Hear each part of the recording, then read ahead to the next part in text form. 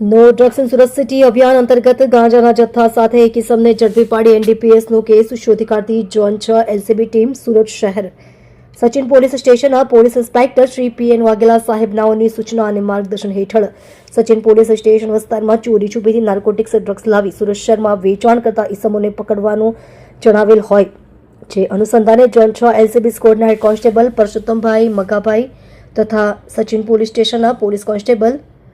નીતિનભાઈ નરસિંહભાઈ નાઓ પેટ્રોલિંગમાં હતા. દરમિયાન તેઓને એનડીપીએસ અંગે મળેલા સંયુક્ત બાતમી હકીકતના આધારે સચિન પોલીસ સ્ટેશન વિસ્તારમાં સચિન જૂના સ્લમ બોર્ડ ખાતે આવેલ મધુરમ માર્બલ નામની દુકાનની બાજુમાં આવેલ ઝૂંપડામાં સની પાટીલ નામનો ઈસમ ગાંજાનો જથ્થો લાવી ચોરી છુપીથી વેચાણ કરે છે અને હાલ સની પાટીલ ઉપરોક્ત જગ્યાએ હાજર છે. જે બાતમી હકીકતના આધારે સફળ રેડ કરી સુરત શહેર સચિન જૂના સ્લમ બોર્ડ ખાતે આવેલ મધુરમ માર્બલ નામની દુકાનની બાજુમાં આવેલ ઝૂંપડાની બહાર જાહેરમાં